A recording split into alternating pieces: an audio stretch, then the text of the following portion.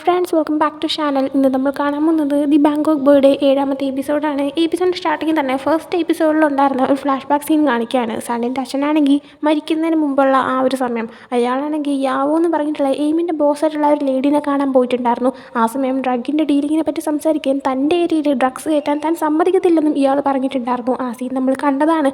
അതിനുശേഷം കാറിൽ കയറിയിരുന്ന് എയിമും യാവോയും പോകുന്ന ടൈമിന് എയിമാണെങ്കിൽ അയാളെ ഞാൻ ഒതുക്കട്ടെ എന്നൊക്കെ ചോദിക്കുന്നുണ്ട്. ആ സമയം തന്നെ യാവോയിനെ പീസിൻ്റെ അച്ഛൻ കോൾ ചെയ്യാണ്. കഴിഞ്ഞ 3 മാസത്തിനുള്ളിൽ നമ്മൾ തമ്മിൽ ഒരു ഡീൽ വെക്കാമെന്ന് പറഞ്ഞിട്ടുണ്ടെങ്കിലും ഇതുവരെ അതിൻ്റെ കാര്യത്തിൽ ഒരു തീരുമാനമായിട്ടില്ല. അങ്ങനെ ഒരു 3 ദിവസം കൂടെ സമയം തരാം. എന്നിട്ടും നമ്മൾ തമ്മിൽ ഒരു ഡീൽ സെറ്റായിട്ടില്ലെങ്കിൽ ഞാൻ വേറെ ഡീലേഴ്സിനെ നോക്കുന്നതായിരിക്കും. എനിക്ക് നിങ്ങൾ ശത്രുവായിട്ട് എടുക്കാനായിട്ട് താല്പര്യമില്ല എന്ന് പീസിൻ്റെ അച്ഛൻ പറയുന്നുണ്ട്. അത് കേട്ടിട്ട് ഓക്കെ എന്ന് പറയും, ഞാൻ ആലോചിക്കാമെന്ന് പറഞ്ഞിട്ട് യാവോയും കോൾ കട്ട് ചെയ്യുന്നുണ്ട്. അങ്ങനെ എയിമിനോട് ആ ഒരു കാര്യം പറയുന്നുണ്ട്. എയിം അപ്പോൾ നിങ്ങൾ അയാളുടെ അടുത്ത് എപ്പോഴാണ് എസ് പറയുന്നതിലും റിസൾട്ട് ഒന്നായിരിക്കും വരാൻ പോകുന്നത്. നിങ്ങൾ ഇപ്പം തന്നെ പറഞ്ഞു കഴിഞ്ഞാൽ സണ്ണിൻ്റെ അച്ഛൻ്റെ കാര്യത്തിൽ ഞാൻ തീരുമാനമാക്കാമെന്ന് പറയുന്നുണ്ട്.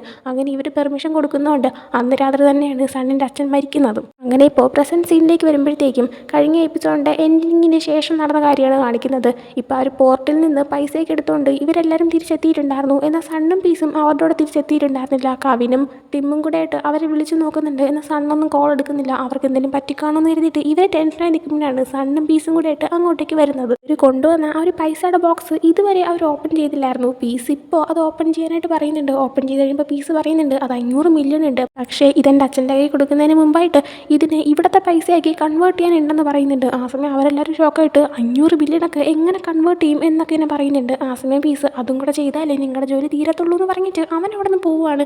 സണ്ണ സമയം ഞാനിപ്പോൾ വരാമെന്ന് പറഞ്ഞിട്ട് പീസിൻ്റെ പുറകെ പോകുന്നുണ്ട്. സണ്ണിനെ കിസ് ചെയ്യാൻ പോയപ്പോൾ സണ്ണ് അവനെ മാറ്റിയതിൻ്റെ ആ ഒരു ദേഷ്യത്തിലാണ് പീസ് ഇപ്പോഴും ഉള്ളത്. അങ്ങനെ പീസ് നടന്നു പോകുമ്പോഴത്തേക്കും സണ്ണിന് ആ കാര്യം മനസ്സിലായിട്ട് പീസിൻ്റെ അടുത്ത് സംസാരിക്കാൻ ശ്രമിക്കുന്നുണ്ട്. എന്നാൽ പീസ് ഒന്നും കേൾക്കാൻ തയ്യാറാവുന്നില്ല. അങ്ങനെ സണ്ണ് പറയുന്നുണ്ട്, ഞാൻ നിൻ്റെ അടുത്ത് പറഞ്ഞിട്ടില്ലേ കോഗ് എൻ്റെ കയ്യിൽ കിടന്നാണ് മരിച്ചതെന്ന്. അവൻ മരിക്കുന്നതിന് മുമ്പായിട്ട് അവൻ എന്നെ കിസ് ചെയ്തിട്ടുണ്ടായിരുന്നു. എനിക്ക് സത്യത്തിൽ പേടിയാണ് നിനക്ക് എന്തെങ്കിലും സംഭവിക്കുമെന്ന്, അതുകൊണ്ടാണ് എന്നൊരു രീതി പറഞ്ഞുകൊണ്ട് അവൻ പീസിനെ ഹഗ് ചെയ്യുന്നുണ്ട്. പീസിനും അവൻ്റെ സിറ്റുവേഷൻ മനസ്സിലാക്കാൻ പറ്റുന്നുണ്ട്. എന്നാൽ അവർ ഹഗ് ചെയ്തുകൊണ്ട് നിൽക്കുന്നത് ആരോ ഒരാൾ ഫോട്ടോ എടുക്കുന്നുണ്ടായിരുന്നു. അപ്പോൾ പീസിൻ്റെ അച്ഛൻ ഇവരെ നിരീക്ഷിക്കണം എന്ന് പറഞ്ഞു വിട്ട ജിഹൂൺ തന്നെ ആയിരിക്കും അവർ ഫോട്ടോ എടുത്തത്. ആരാണെന്ന് കാണിക്കുന്നില്ല. പിറ്റേ ദിവസം പീസിൻ്റെ അച്ഛനാണെങ്കിൽ ജിഹൂണിനെയും ജുൻഹോയിനെയും പീസിനെയും കൂടെ വിളിച്ചിട്ട് അവരുടെ കൂടെ ആ ഒരു പോർട്ടിലോട്ട് പോയില്ലേ, അവർ നന്നായിട്ടാണോ വർക്ക് ചെയ്യുന്നത്, എങ്ങനെ ഉണ്ടായിരുന്നു എന്നൊക്കെ ചോദിക്കുന്നുണ്ട്.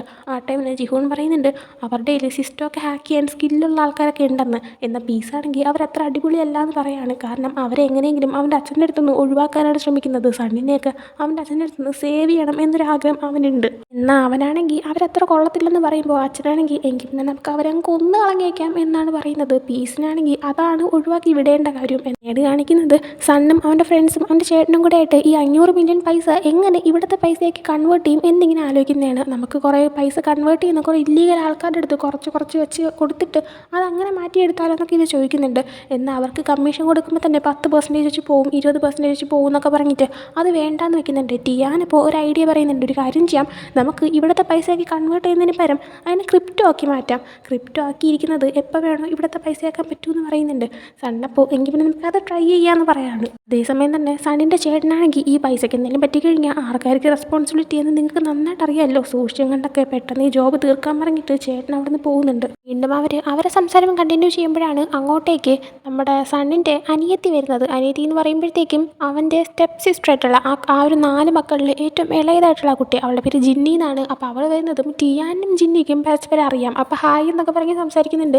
ടിയാനെ ഇത് സണ്ണിൻ്റെ അനിയത്തിയാണെന്ന് അറിഞ്ഞൂടാത്തതുകൊണ്ട് തന്നെ സണ്ണിൻ്റെ മുന്നിൽ കണ്ടോ ആ പെങ്കച്ച് അങ്ങനെയൊക്കെ പറഞ്ഞിട്ട് സംസാരിച്ചുകൊണ്ടൊക്കെ നിൽക്കുന്നുണ്ട്. ആ സമയമാണ് സണ്ണ് പറയുന്നത് ഇതെൻ്റെ അനിയത്തിയാണെന്നുള്ള കാര്യം. അപ്പം തന്നെ ടിയാൻ തൻ്റെ കാര്യത്തിൽ തീരുമാനമായി എന്ന് പറയുന്നുണ്ട്. ജിന്നിയുടെയും ടിയാൻ്റെ ഇടയിൽ എന്തോ നടക്കുന്നുണ്ടെന്ന് മനസ്സിലാവുന്നുണ്ടല്ലേ. സണ്ണ് പെട്ടെന്ന് നീ വീട്ടിൻ്റെ അതോട്ട് കയറി പോകുമെന്ന് പറഞ്ഞിട്ട് അവളെ പറഞ്ഞു വിടുന്നുണ്ട്. സണ്ണ് പറയുന്നുണ്ട് ഇതെൻ്റെ വീടാണ്, അവളെൻ്റെ അനിയത്തിയാണെന്ന്. അപ്പോഴാണ് ടിയാനെ സത്യം പറയുക മൊത്തത്തിൽ കാര്യമൊക്കെ ഒന്ന് മനസ്സിലാവുന്നത്. സണ്ണാണെങ്കിൽ നമുക്കിതിനെ കുറിച്ചൊന്ന് സംസാരിക്കാനുണ്ടെന്നൊക്കെ അവനോട് പറയുന്നുണ്ട്. അതിനുശേഷം ഈ ഉള്ള പൈസയിൽ കുറേ ഓരോരുത്തരും സ്പ്ലിറ്റ് ചെയ്തെടുത്തിട്ട് പല ആൾക്കാരെയും പോയി കാണുന്നുണ്ട്. അവരുടെ അടുത്തൊക്കെ കൊണ്ടുപോയിട്ട് ഇത് കൺവേർട്ട് ചെയ്ത് പൈസയാക്കി എടുക്കുന്നുണ്ട്, ഇവിടുത്തെ പൈസയാക്കി. പക്ഷേ മൊത്തം പൈസയും ഇവർക്ക് ആക്കിയെടുക്കാൻ പറ്റുന്നില്ല.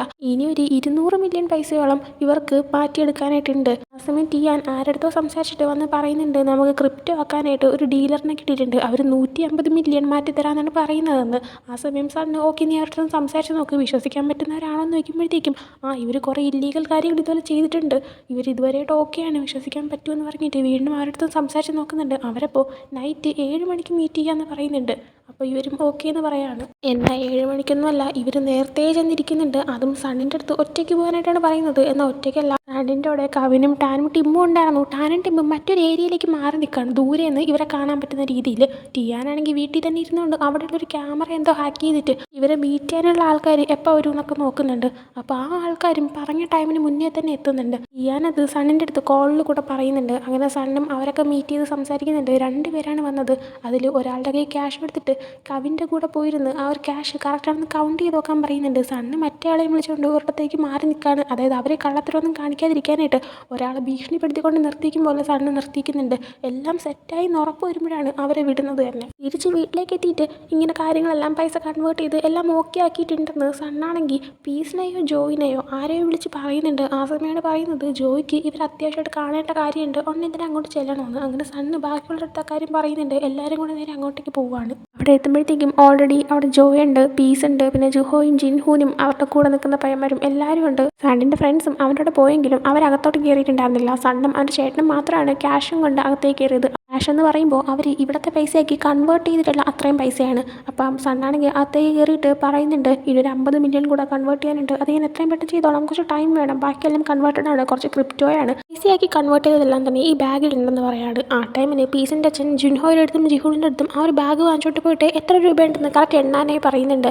സണ്ണിൻ്റെ ചേട്ടൻ്റെ അടുത്തും നിങ്ങളും കൂടെ പോയി നോക്കിക്കോ, അതാവും പിന്നീട് പൈസയുടെ കാര്യം പറഞ്ഞെങ്കിൽ നമുക്കിടയിൽ ഒരു ക്ലാഷ് ഉണ്ടാകത്തില്ലല്ലോ എന്ന് പറയുന്നുണ്ട്. അങ്ങനെ ചേട്ടനും അങ്ങോട്ടേക്ക് പോകുന്നുണ്ട്.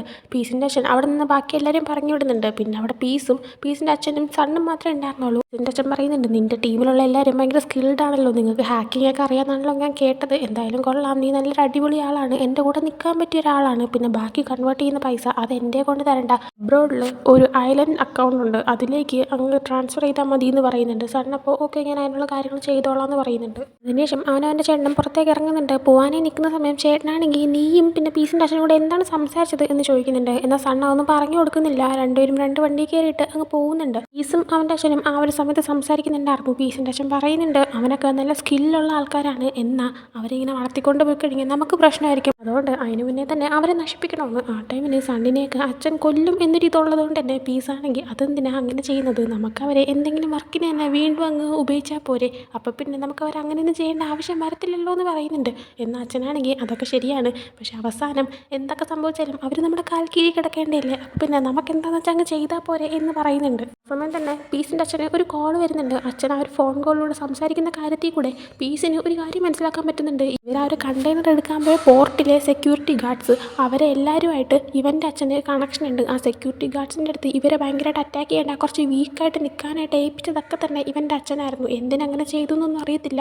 അത് മനസ്സിലാക്കുമ്പോഴത്തേക്കും അവൻ എൻ്റെ അച്ഛൻ്റെ അടുത്ത് ഞാൻ കേട്ടല്ല സത്യമാണോ, അച്ഛന് ശരിക്കും ഇങ്ങനെ ചെയ്തോ എന്നൊക്കെ ചോദിക്കുന്നുണ്ട്. ആ സമയം അച്ഛൻ പിന്നല്ലാതെ എന്നിങ്ങനെ പറഞ്ഞിട്ട് അവിടെ നിന്ന് പോകുന്നുണ്ട്. എന്താണ് ഇയാളുടെ ഉദ്ദേശം എന്നൊന്നും അറിയത്തില്ല. ഈ സമയം എയിമിനെയും യാവോനെയും കാണിക്കുമ്പോൾ അവരുടെ ഡ്രഗ് ഡീലിങ്ങിൻ്റെ കാര്യത്തിൽ എന്തൊക്കെയോ കുറേ പ്രശ്നങ്ങളായിട്ടിരിക്കുകയാണ്. അവർക്കായാലും ഇനി ഡീലിങ് ചെയ്യണമെങ്കിൽ നേരിട്ട് തന്നെ പോയി മീറ്റ് ചെയ്യണം ഇന്ന ആൾക്കാരെ എന്നൊക്കെ പറഞ്ഞിട്ട് സംസാരിക്കുന്നുണ്ട്. അടുത്ത് പിന്നീട് സണ്ണിനെയും ടിയാനെയും കാണിക്കുമ്പോൾ ടിയാൻ്റെ അടുത്ത് സണ്ണ് പറയുന്നുണ്ട് നിനക്ക് ഇവിടെ എൻ്റെ കൂടെ നിൽക്കണമെങ്കിൽ നീയും ബോക്സിംഗ് ഒക്കെ പ്രാക്ടീസ് ചെയ്യണം, ഇല്ലെങ്കിൽ നിന്നെ ഞാൻ തിരിച്ച് സ്കൂളിലേക്ക് പറഞ്ഞയക്കുമെന്ന്. ടിയാനപ്പോൾ എനിക്ക് ബോക്സിംഗ് പഠിക്കേണ്ടെന്ന് പറയുന്നുണ്ട്. സണ്ണപ്പോൾ എനിക്ക് പിന്നെ തിരിച്ചു പോകാനായിട്ട് പറയുന്നുണ്ട്. അങ്ങനെ അവൻ അതും പറഞ്ഞ് പേടിപ്പിച്ചുകൊണ്ട് സണ്ണാണെങ്കിൽ ടിയാനെ കൊണ്ട് ബോക്സിംഗ് പ്രാക്ടീസ് ചെയ്യിപ്പിക്കുന്നുണ്ട്. ആ സമയം സണ്ണിൻ്റെ അനിയത്തി ജിന്നി അങ്ങോട്ടേക്ക് വരാണ്. ജിന്നി വന്നിട്ട് ഇവർക്ക് കുടിക്കാനായിട്ട് ഡ്രിങ്ക്സ് ഒക്കെ കൊടുക്കുന്നുണ്ട്.